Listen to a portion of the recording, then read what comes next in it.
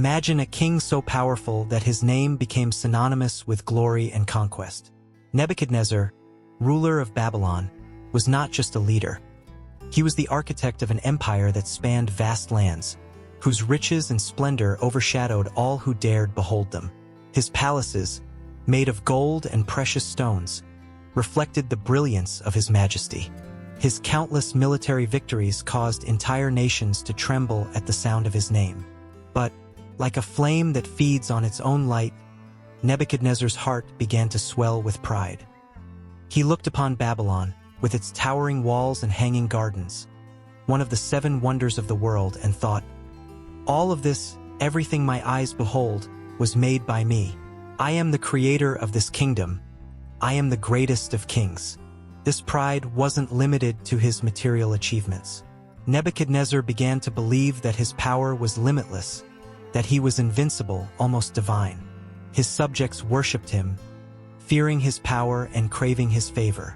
And the more he felt this power, the further he drifted from the true source of his authority. The king had forgotten something fundamental. Pride is a shadow that grows with the light, but in the end, it always leads to darkness. And in his heart, Nebuchadnezzar was already standing on the edge of an abyss, unaware that his fall was being orchestrated by the one power he could never control. But as Nebuchadnezzar delighted in his own greatness, something disturbing began to haunt his nights. A dream, strange and enigmatic, invaded his sleep. It wasn't just any dream. It was vivid, intense, as if a distant yet powerful voice was trying to reveal a secret to him. He saw a tree, a colossal tree that reached the heavens, with roots that stretched to the ends of the earth. Its branches were so vast that birds of all kinds made their nests in them, and all the creatures of the earth fed on its fruit. It was a vision of abundance and life, a vision that at first seemed glorious, until a voice echoed, cutting through the silence. "Chop down the tree, cut off its branches, strip its leaves, and scatter its fruit. Let the animals flee from its shade and the birds abandon their nests. But leave the stump and its roots in the earth, bound with iron and bronze, in the midst of the field. Let it be drenched with the dew of heaven, and let its portion be with the animals among the plants of the earth. Let its human heart be changed, and let it be given the heart of an animal, until 7 times pass over it." Upon waking, the king felt something he hadn't experienced in years: fear. This dream, so laden with symbols and mystery, seemed more real than the world around him. Nebuchadnezzar knew it wasn't just a simple vision. It was a warning, a portent, something beyond his control. But what did it mean? Why this image of greatness, followed by destruction and degradation? And why did he, a king so powerful, feel such deep unease? What were the heavens trying to tell him? Nebuchadnezzar was about to discover that no matter how great the tree, the hand that planted it can just as easily bring it down. And the true meaning of that dream was far beyond what he could have imagined. Turmoil gripped the palace. The king, once the very symbol of self-confidence and power, was now troubled by a dream he could not understand. Nebuchadnezzar summoned all the wise men of Babylon, magicians, enchanters, and diviners, but none of them could unravel the mystery. The more they tried, the more the king's unrest grew. The truth seemed beyond reach, hidden in a place that only a divine mind could access. It was then that Daniel, the young Hebrew captive who had once interpreted dreams for the king, was called once again to his presence. Daniel, known for his wisdom and closeness to God, entered the great throne room where the king awaited him anxiously. Though Nebuchadnezzar prided himself on his power, he recognized in Daniel something beyond his understanding, a direct connection with the Almighty. The king recounted every detail of the dream to Daniel, leaving nothing out. When he finished, silence filled the room. Daniel listened intently, and as the words echoed in his mind, God began to reveal the meaning of the vision. But what Daniel saw wasn't a message of triumph or glory. It was a stern warning, an imminent judgment. Daniel hesitated. He knew that the interpretation would not bring good news to the king, and now faced the dilemma of delivering a harsh truth to the most powerful man in the world. But his loyalty to God outweighed any fear. Then, with a calm voice, yet heavy with the weight of the message, Daniel began to speak. "O king, may this dream be about your enemies and not about you. The tree you saw, great and powerful, is you, O Nebuchadnezzar. Your majesty has grown until it reaches the heavens, and your dominion stretches to the ends of the earth.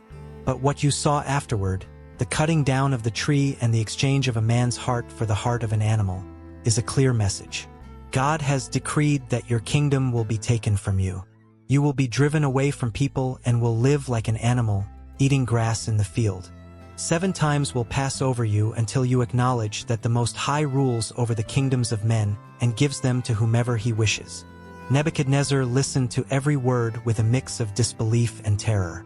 He, the King of Kings, was being warned that he would be reduced to the state of a beast, exiled from his own humanity. What would he do with this revelation? Despite Daniel's words, King Nebuchadnezzar did not change. The divine warning echoed in his mind, but pride, that old enemy, was hard to defeat. Month after month, he continued to rule with the same fervor, convinced that his power was unshakable. Perhaps, deep down, he believed that the warning was just a distant possibility, something that would never actually happen. After all, he was still on the throne, still commanding armies, and his empire continued to prosper. A year passed, and on a day like any other, Nebuchadnezzar walked along the walls of his great palace, observing the magnificence of Babylon. The sun shone, reflecting off the city's golden walls, and the Euphrates River wound its way in the distance, as if bowing at the king's feet. He paused for a moment, taking a deep breath, contemplating the vastness of his kingdom. Then, with a satisfied smile, he said to himself, "Is this not the great Babylon I have built as the royal residence, by my mighty power and for the glory of my majesty?" No sooner had these words left his mouth than the sky seemed to open above him. A voice, powerful and thunderous, echoed throughout the city, but was heard only by Nebuchadnezzar. It was the voice of God, announcing the fulfillment of what had been foretold. "The kingdom has been taken from you, Nebuchadnezzar.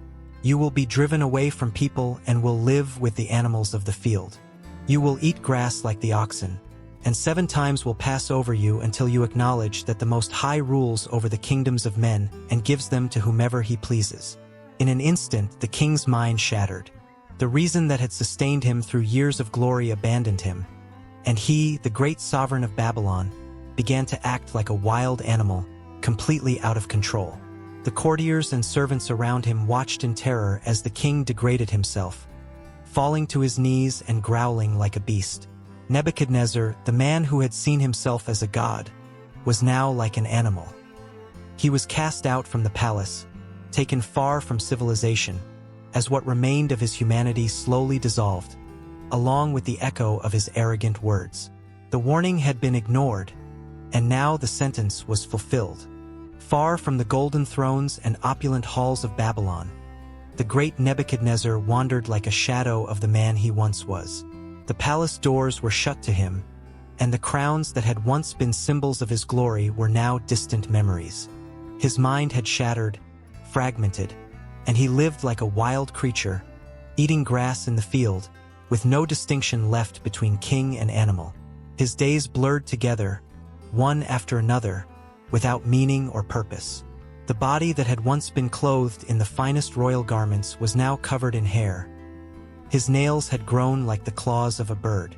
The man who had once ruled over kings was now nothing more than a strange and forgotten figure in the wilderness.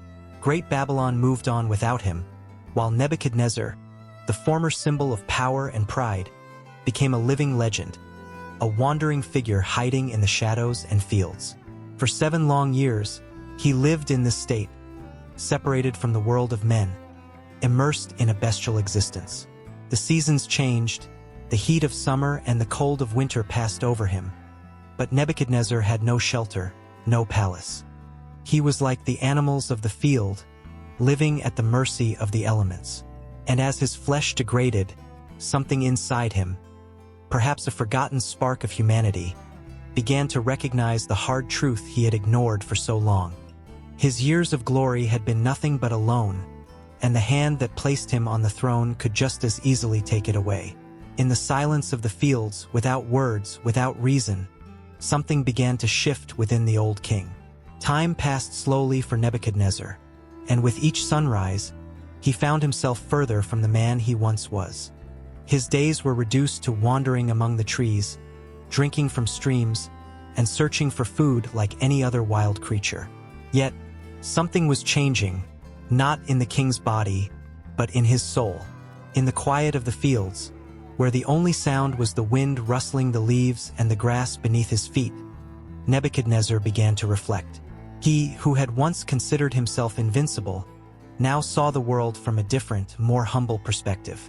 Every drop of dew that fell on his body, every ray of sunlight that warmed him, seemed to carry meaning. Gradually, he realized he was not in control. He never had been. The heart that had once swelled with pride now began to understand its true place in the cosmos. He, the great Nebuchadnezzar, was merely one creature among many, subject to the will of the Creator, just like the humblest of animals. And as this realization sank deeper into his mind, his old arrogance began to fade away, like a cloud dissipating in the wind. The 7 years in the wilderness had transformed Nebuchadnezzar not only physically but spiritually. He was no longer the man who once ruled over Babylon with an iron fist. Something had changed. Something had been reborn within him. The world was the same, but now his eyes saw it differently. On a day that seemed like any other, after 7 years of humiliation and isolation, something changed within Nebuchadnezzar. Perhaps it was the weariness of his soul or the exhaustion of his final pride. But in that moment, his eyes, which had gazed down at the ground like an animal for so long, lifted toward the sky. And for the first time in years, Nebuchadnezzar didn't see the heavens as something distant and incomprehensible, but as a reminder of God's greatness. It was then that his words, perhaps the most sincere prayer he had ever uttered, echoed for the first time. I, Nebuchadnezzar, raised my eyes to heaven, and my sanity was restored. I blessed the Most High. I praised and glorified him who lives forever. His dominion is an eternal dominion, and his kingdom endures from generation to generation. In an instant, the veil of madness that had enveloped him dissipated. The mind that had once been shattered began to piece itself back together, and the heart that had been hardened by pride softened in the face of divine truth. The one who had lived like an animal now stood on his feet as a man, and more importantly, as a man who was repentant and fully aware of his true position before God. Nebuchadnezzar was restored, but not just in his sanity. His throne, his power, and his majesty were also returned to him. But this was not the same king as before. He had been broken and remade. His arrogance was replaced with humility, and his self-confidence was replaced with reverence for the God who rules over all the kingdoms of the earth. When Nebuchadnezzar returned to Babylon, he was a changed man, not by his own strength, but by his recognition of God's sovereignty over everything and everyone. Nebuchadnezzar, now restored to his throne, looked at Babylon in a completely new way. The towering walls, the magnificent temples, and the hanging gardens were no longer monuments to his own power. Every stone, every palace, every conquest represented something greater, something he had finally come to understand. It was not he who controlled the destinies of men and kingdoms, but the Most High God. And so, the great king of Babylon, who once boasted of having built an empire with his own hands, now lived in humility, acknowledging that all power and authority belonged to the Creator. He continued to rule, but now with a different wisdom, a wisdom that only comes after the fall, after the wilderness, after repentance. The lessons learned during those 7 years of humiliation echoed not only in the king's life but throughout his entire kingdom. Blind pride had been replaced with gratitude, arrogance with reverence. Nebuchadnezzar became a living testimony to the fragility of earthly power in the face of God's will. And so, his story did not end in destruction, but in redemption. A king who had been reduced to the condition of an animal, only to be restored as a man who recognized true sovereignty. Nebuchadnezzar had learned, the hard way, that true greatness does not lie in the power of a kingdom, but in humility before the God who rules the universe.